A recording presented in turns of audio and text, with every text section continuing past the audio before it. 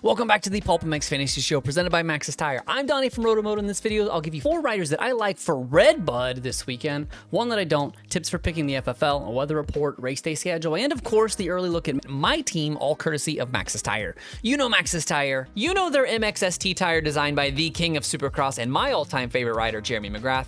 It is the newest and most advanced tire on the Maxxis MX lineup, featuring an all-new tread pattern, compound, and composition to provide the stability, predictability, and traction that the upper tiers of motocross demand. Available at your local retailer and also at motosport.com. 3 big hitters missing this weekend. Julian Beaumer will sit out the round after his concussion caused a red flag in the second 250 moto at Southwick last weekend. Justin Barcia announced last weekend that he would take a few rounds off to heal his ailing knee, so no surprise here. But of course, the biggest news of the week is Jet Lawrence being forced to sit out the rest of the outdoor season to get surgery on a thumb injury sustained this week due to a practice crash. Obviously, this bumps every 450 rider up 2 easy spots, and without all of the Southwick locals and Euro sand specialists, that means huge points across the board in the big class. Looking at picks this weekend, 250 All-Star, pretty much every handicap is solid, but it would be silly to look past Hayden Deag. 62% of players can still pick Danger Boy, and at a 1, he needs to finish top 2. Easy peasy for the red plate holder, as Hayden has actually been top 2 in every single moto this season with an average finish of 1.4. And we've seen him get bad starts, we've seen him crash and remount. Despite all the setbacks, he still got back to second or better, and no reason to think he couldn't do it again this weekend. A 250 rider that I am out on this weekend is his teammate Jordan Smith. A 1 handicap still leaves a little bit of value as he has finished top 11 in 8 of 10 motos, but his upside is what concerns me. He did go 7-4 last week, but before that he rattled off 11-11, 9-10 scores, and that's more likely his landing zone. Again, not a bad pick, but plenty more value in the higher handicaps. Last week I recommended Jason Anderson, and only 3% of players took that advice. This week he's an even better pick at a 6. El Hombre has finished top 7 in 70% of motos and has been top 10 in all except for 1, being his DNF. Take out Jet, who has finished ahead of him in 9 out of 10, and the 21 is a lock for 50 this weekend.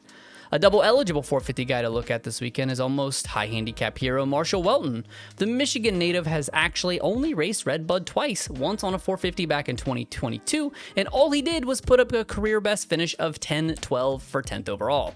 Marsh has finished top 19 in 80% of motos and top 15 in half of them. Expect big things from the Rock River Yamaha rider at the Bud. The high handicap hero this round is privateer Jeremy Hand, another rider that calls RedBud a home track. The 56 had a rough go in Southwick sand, going 31-29, which bumps his handicap up to a 15. Hand went 14-14 here last year and went 15-18 at High Point this year, which many consider a great track to forecast RedBud results. Moving on to your FFLs, Deegan takes a clear lead here with 50% of the FFLs this season, so he is definitely the safest pick. He also has the best average gate pick and has started in the top 3 in 7 of 10. With Jet out, the 450s become a complete crapshoot, with Hunter and Cooper the only 2 with more than 1, not to mention Chase Exton, who has been top 3 times without an FFL of his own. I would probably go Hunter, as he was runner-up to 2 of Jet's, which would give him a 40% success rate without little brother in the way. An unusually cool 4th of July weekend in Michigan with a high of just 77 with a good bit of cloud cover.